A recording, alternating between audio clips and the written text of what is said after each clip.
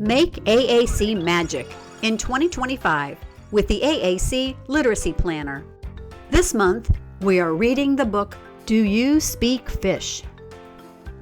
You'll make AAC magic when you remember to model language on the communication system. Accept all forms of communication from your AAC user. Give lots of opportunities for them to listen and respond to the conversation. Remember to invite communication. Don't require it or demand it. And connect what your AAC user says to the conversation. Follow these simple steps and you'll make AAC magic this year. Explore the enchanting world of communication by diving into a different book each month. Each book features characters with unique communication styles. You'll find a set of lesson plans for each book. This includes sample words to teach and model, as well as suggestions for engaging your AAC learner through shared reading. We've listed 2 strategies here for you to consider. These acronyms, CAR and CROWD, remind you of ways to interact with your AAC learner while you're reading. You will also find extension activities so that you can provide targeted literacy instruction in the areas of emergent writing, fine motor, sensory, and alphabet and phonological awareness. Look for the acted out sections where you can practice target words as well as different reasons to communicate by reenacting simple scenes from the story. This year, we asked speech-language pathology graduate students to tell us about AAC. Make sure and check out their thoughts each month. Throughout the planner, you will see QR codes. Follow these to our website to download additional resources and materials. Are you working with older emergent learners? If the storybooks in the planner don't feel quite age appropriate, follow the QR code to download activities for older emergent learners. Along with these activities, you'll find links to 12 books written specifically for the planner on Monarch Reader by Building Wings. You'll also find QR codes that take you to our website to download pre-made smart charts for each month. These handy charts help the communication partner see the symbols that are used to say the individual words. These smart charts were made with the My Lab feature of our AAC Language Lab. Now that you have your smart charts, you're ready for a picture walk. A picture walk is a great way to introduce your reader to the vocabulary of the story. This background knowledge will help your learner better understand what you are reading. Begin by reading the title of the book, the author, and the illustrator. Make a comment about the picture you see on the cover and ask your AAC user to guess what he thinks the story might be about. Flip through a few of the pages, pausing to point out some of the vocabulary that you think your learner may not already know.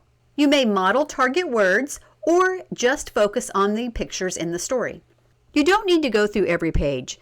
The idea is to just give your reader a glimpse of what the story is going to be about. After a few pages, close the book and begin reading from the beginning.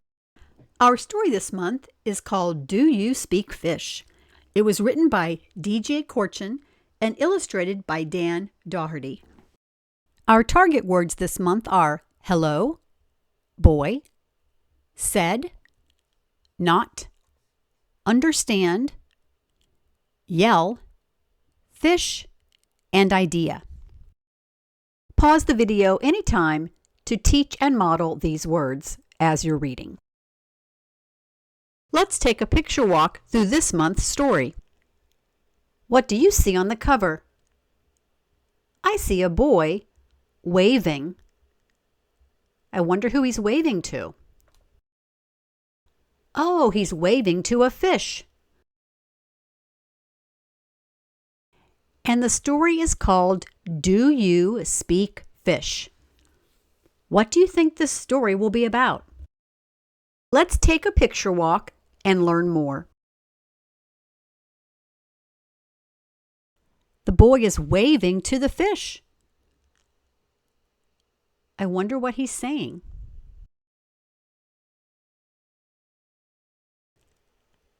Look at the boy's face. What do you think he is thinking?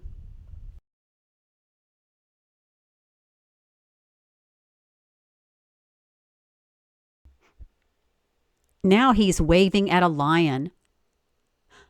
I think this story is going to be about a boy and some animals. Let's read it and find out. Do you speak fish? A boy ran into a fish. He said, "Hello, fish." But the fish didn't reply. The boy said hello to the fish, but the fish didn't say anything back. "Hello, hey fish, I'm talking to you." But the fish just looked at him. "How rude," the boy said, and walked away. Why do you think the fish did not say hello to the boy?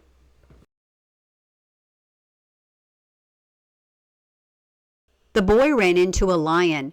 He said, "Hello, lion," but the lion just ignored him. So the boy said hello to the lion, but the lion did not say anything back. I wonder why. "Hey, lion, don't be rude.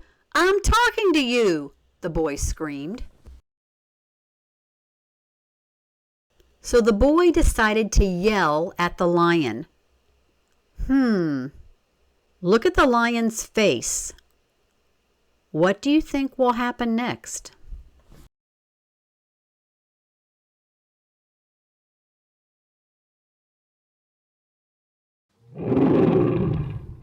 That was a bad idea.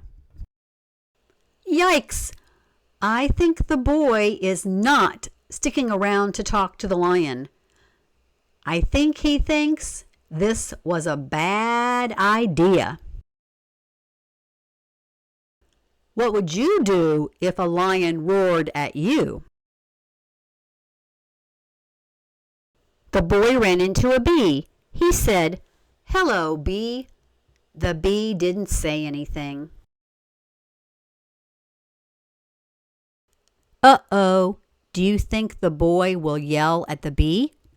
And if he does, what do you think might happen?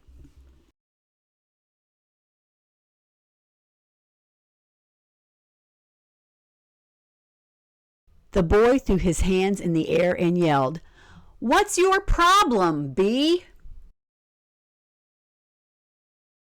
Uh-oh, do you think it was a good idea to yell at the bee? Look at the bee's face.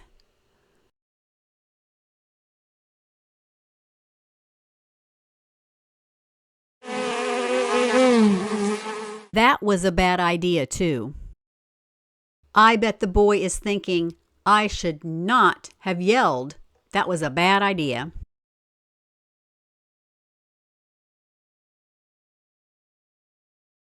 The boy came across a tree. "Hello there," the tree said. The boy was surprised. He didn't expect the tree to say anything. That would surprise me. This time, a tree said hello. "Did you just say hello?" the boy asked. "It would be rude not to," said the tree. "I agree.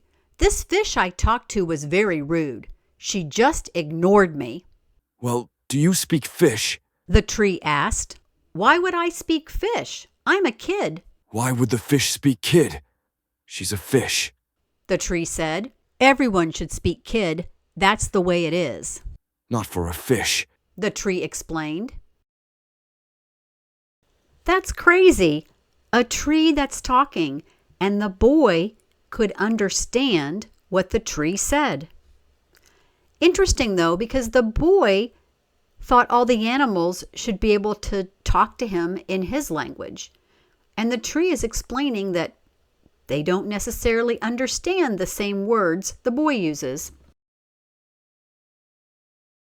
"But wait, I understand you," the boy pointed out. "I learned to speak kid from a frog," the tree replied. "Well, I don't speak fish," the boy grumbled.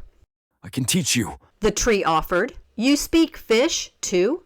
A carrot taught me. the tree replied. So the boy can understand what the tree said, and the tree can understand what the boy said. What would you say if you could talk to a tree?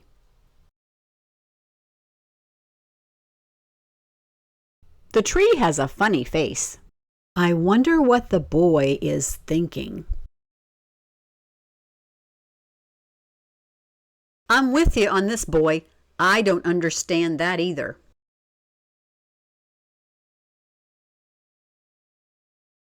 Kidding. I'm kidding. The tree laughed.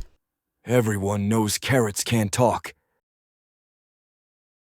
So the tree taught the boy to speak fish. That was pretty funny. The tree made a joke about carrots not talking. But they can understand each other, and he is going to teach the boy how to speak fish. I think that's a great idea.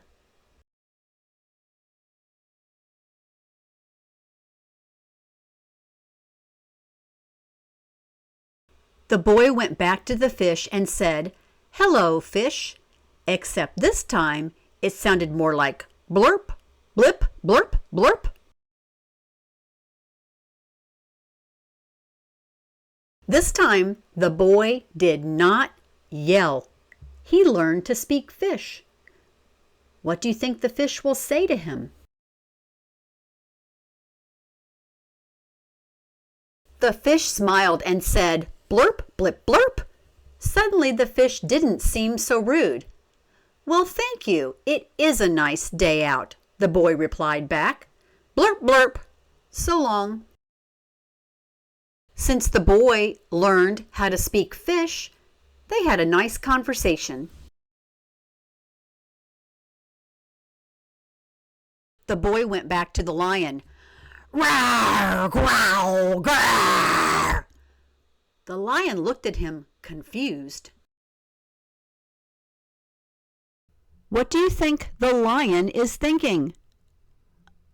I wonder if he thinks, how did this boy learn to speak lion?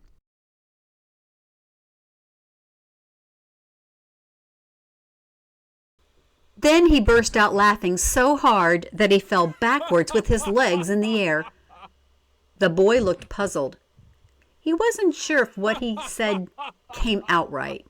Maybe it was better he didn't know.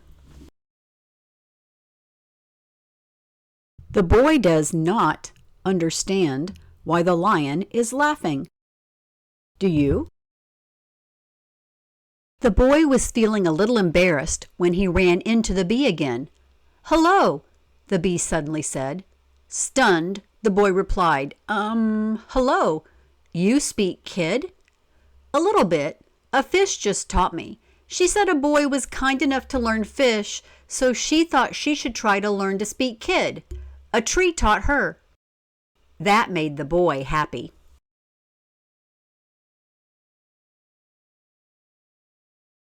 The boy did not have to yell anymore. He and the bee could understand each other because the bee learned how to speak kid. That's amazing. From then on, the boy, the bee, the fish, and the lion would sit by the tree each day and share stories. Sometimes they would speak kid. Sometimes they would speak fish or bee or lion. They always worked to understand each other. The boy and the animals learned that the best idea was working together to understand each other.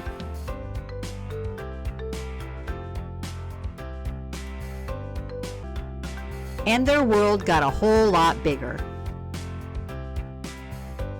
The end.